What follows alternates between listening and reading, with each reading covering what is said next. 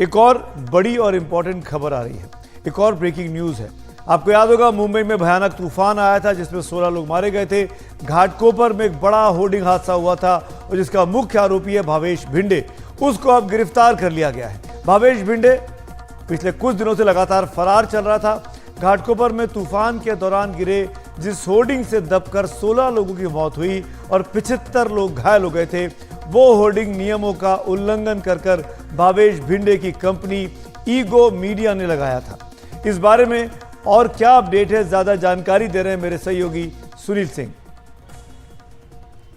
सुनील हमारे साथ जुड़े हुए हैं। सुनील, मैं सीधे आपसे ये पूछना चाह रहा हूं कि कहां गिरफ्तार हुआ, कैसे मुंबई पुलिस ट्रैक कर पाई भावेश भिंडे को?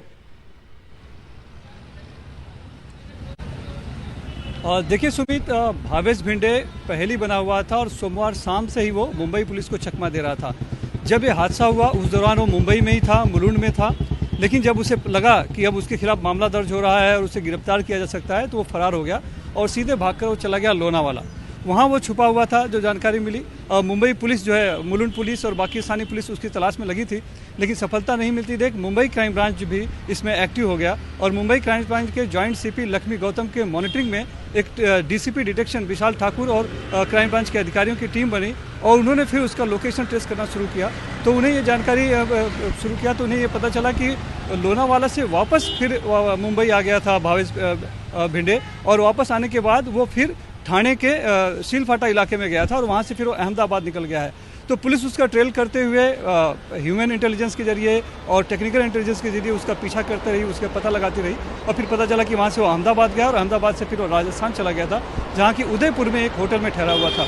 इसके पहले कि वहाँ से भी वो अपना जगह बदल लेता और कहीं और जाता, मुंबई क्राइम ब्रांच की टीम वहाँ पहुँच गई और आखिरकार उस भावेश भिंडे को पकड़ लिया गया, जो कि 16 जो लोग बेगुनाह लोग मारे गए हैं उनका गुनाहगार है और जिसकी पुलिस जो है कि सोमवार से ही लगातार तलाश कर रही थी। आज तीसरा दिन है, आप समझ सकते हैं, और वो पकड़ में नहीं आ रहा था, लेकिन आखिरकार भावेश भिंडे को मुंबई क्राइम ब्रांच की टीम ने गिरफ्तार कर लिया। उदयपुर से लेकर उसको मुंबई पहुंचेगी।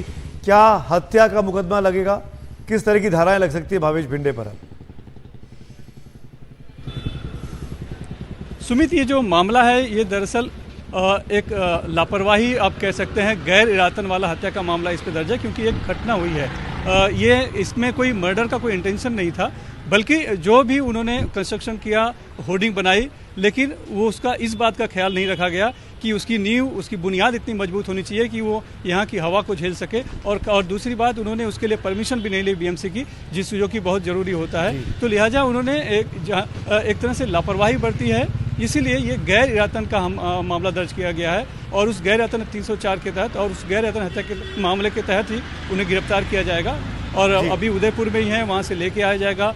कल सुबह जो है कि मुंबई क्राइम ब्रांच उसे कोर्ट में पेश करेगी, या फिर हो सकता है चूँकि मामला मुलुंड के पंतनगर पुलिस थाने में दर्ज है तो वहाँ पर जो है उसे हैंडओवर कर दिया जाए। अभी और स्पष्ट होगा थोड़ी देर में, लेकिन इतनी बात जरूर है कि ये लगातार भाग रहा था, जगह बदल रहा था, अलग अलग नामों से होटलों में जाकर रुक रहा था और पूरी कोशिश थी इसकी कि पुलिस की गिरफ्त में न आए, लेकिन आखिरकार मुंबई क्राइम ब्रांच ने उसे गिरफ्तार कर ही लिया। बहुत बहुत शुक्रिया सुनील सिंह इस पूरी अपडेट के लिए। तो ह्यूमन इंटेलिजेंस और टेक्निकल इंटेलिजेंस के बेसिस पर भावेश भिंडे को मुंबई पुलिस ने उदयपुर से गिरफ्तार कर लिया है। अब उसको लेकर मुंबई आया जा रहा है। गैर इरादतन हत्या का मामला और साथ साथ जिस तरीके से करप्शन का मामला जो सामने आया है, वो दो धाराएं इनके ऊपर लग सकती है आने वाले वक्त में।